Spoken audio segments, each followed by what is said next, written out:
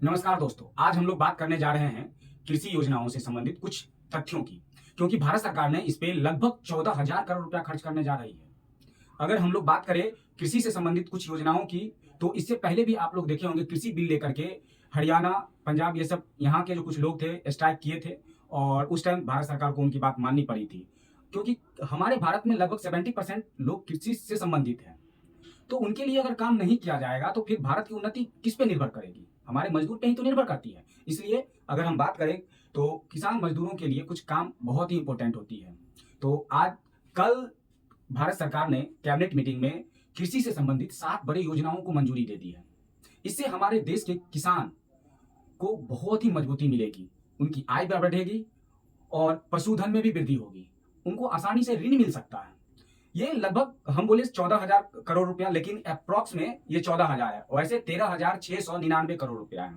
जो न्यूज़पेपर के अकॉर्डिंग कहे तो 13,699 हजार करोड़ रुपया की मंजूरी मिली है। इसमें हर एक सेक्टर के लिए अलग अलग पैसों की आवंटन किया गया है।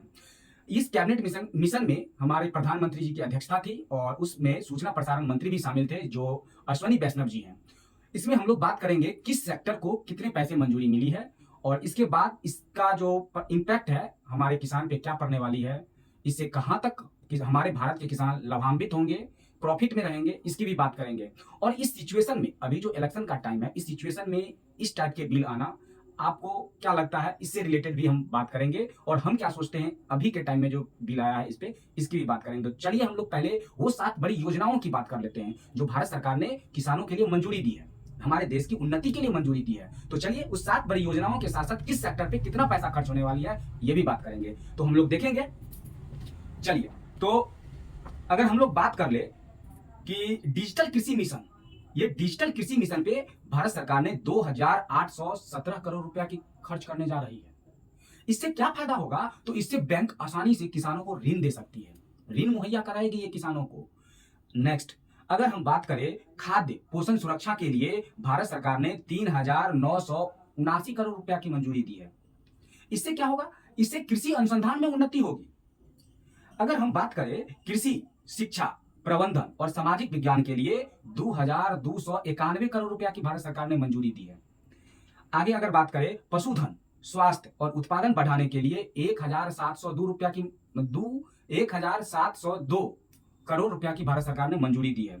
जलवायु परिवर्तन हो रहा है, आप देख रहे हैं कि वहां पे बारिश हो रहा है जहां पे बहुत दिनों पहले बारिश नहीं हुई थी, तो जलवायु परिवर्तन हो रहा है। तो उस जलवायु परिवर्तन के अकॉर्डिंग किसानों को कैसा फसल लगाना है, इससे रिलेटेड जलवायु परिवर्तन के अनुकूल बागवानी के विकास के लिए 860 करोड़ रुपया की भारत सरकार ने मंजूरी दी है। कृषि विज्ञान केंद्र सुदृढ़ बनाने के लिए, मजबूत बनाने के लिए भारत सरकार ने 1,202 करोड़ रुपया की मंजूरी दी है। प्राकृतिक संसाधन प्रबंधन पर भारत सरकार ने 1,115 करोड़ रुपया की मंजूरी दी है। भारत सरकार लगभग टोटल अगर मिला ले तो टोटल मिला के 14,000 करोड़ रुपया खर्च करने जा रही है। अब बात यह है कि क्या किसान को डायरेक्ट मिलने वाला है? किसान को डायरेक्ट पैसा का जो फायदा है ये शायद हमारे हिसाब से नहीं लग रहा है। ये भारत सरकार इस सेक्टर पे खर्च करेगी, जितने 7 सेक्टर की हम बात किए हैं इस सेक्टर पे भारत सरकार खर्च करेगी। इससे किसानों की जो आय है, आय में वृद्धि जरूर मिलेगी। किसान ऋण ले सकता है आसानी से और अपने फसल को बढ़ावा दे सकता है। मौसम से संबंधित अगर मान लीजिए कोई सेक्टर अगर बन जाए, ताकि किसानों को जलवायु परिवर्तन के साथ उसे कैसे, किस सिचुएशन में कैसा बीज बोना है, अगर इसकी जानकारी अगर मिल जाए तो वो अच्छा पैदावार कर सकता है, अच्छा प्रोडक्शन कर सकता है। अच्छा अगर प्रोडक्शन हो रहा है तो उसके पास आमदनी का सोर्स भी बहुत ज्यादा रहता है।